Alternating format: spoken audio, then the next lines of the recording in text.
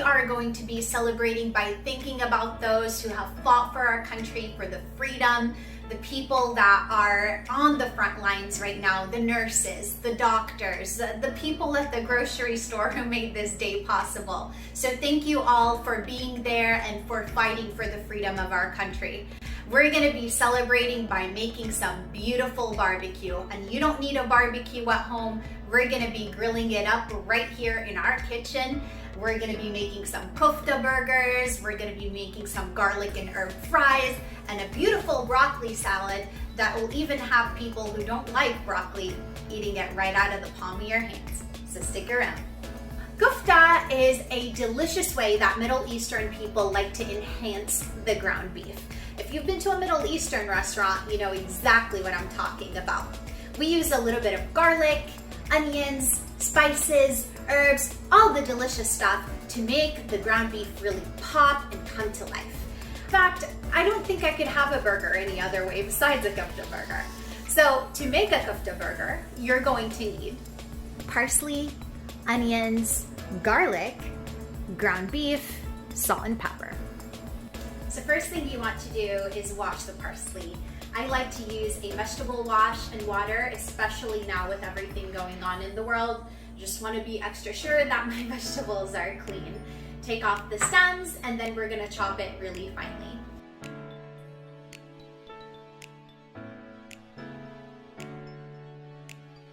Next, you want to dice the onions. You want to add the onions, add the garlic, add the ground beef, about a teaspoon of pepper, salt as desired, and then mix.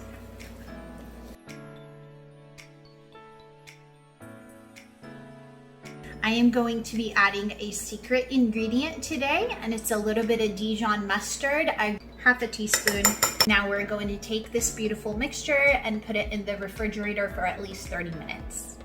Well, one can't make burgers, let alone Kufta burgers, without some potatoes to go along with it. Today we're going to be making roasted garlic potatoes in the oven. They're super easy to make, require a few ingredients that I guarantee you have at home. So let's get to it.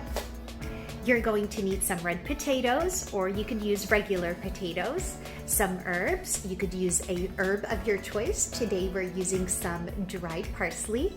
We're using some garlic powder and extra virgin olive oil. Take the oil and oil the pan a little bit at the bottom. Cut the potatoes. I'm choosing to leave the skin on because I've brushed them and cleaned them really well. But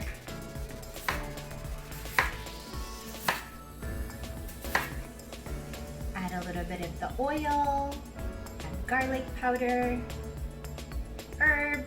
If you have fresh herbs, you want to add those a little bit later. And then mix them really well.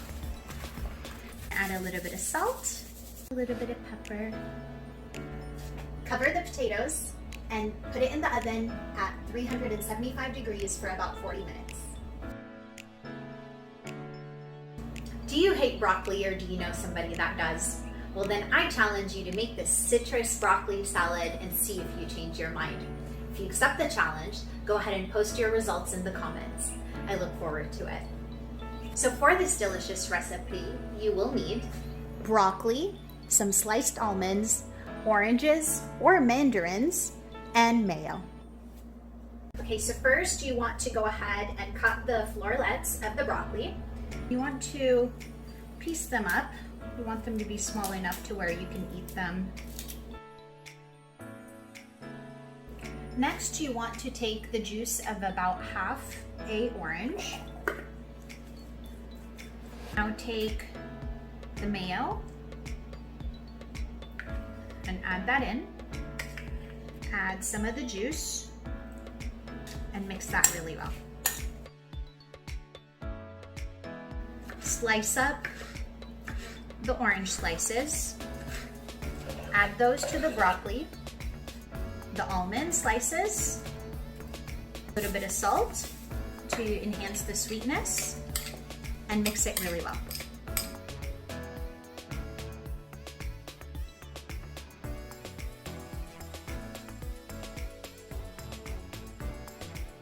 Potatoes are done. So now we're gonna go ahead and broil them for 5 minutes on high. The broccoli salad is done. The potatoes are broiling right now. And so we're gonna go ahead and prepare the hamburger patties. They've been sitting in the fridge for a little, about half an hour or so. So we're gonna get that ready. Taking just a little handful, and we're shaping that.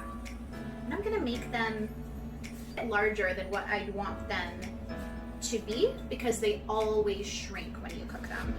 You can see it fits in the palm of my hand, and that's about the size that I'm going for. We have 4 really nice sized burgers. So to get the grill effect at home, if you don't have a barbecue, it's very easy to use. The key thing is to use a pan and get it really nice and hot before you're placing the meat on there. I'm using an iron skillet, but if you don't have one, you could use any pan that you have at home. Lightly coat it and turn up the heat to high heat, and then add the meat. That sizzle is an indication you got it at the right temperature.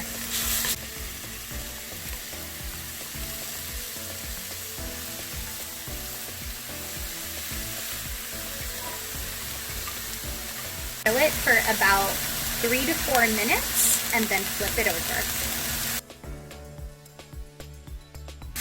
Now we're going to give it for another 3 to 4 minutes. We're looking for an internal temperature of 165. Maybe just stick a fork in it and make sure it's ready. You can cover it for the last minute to make it nice and juicy.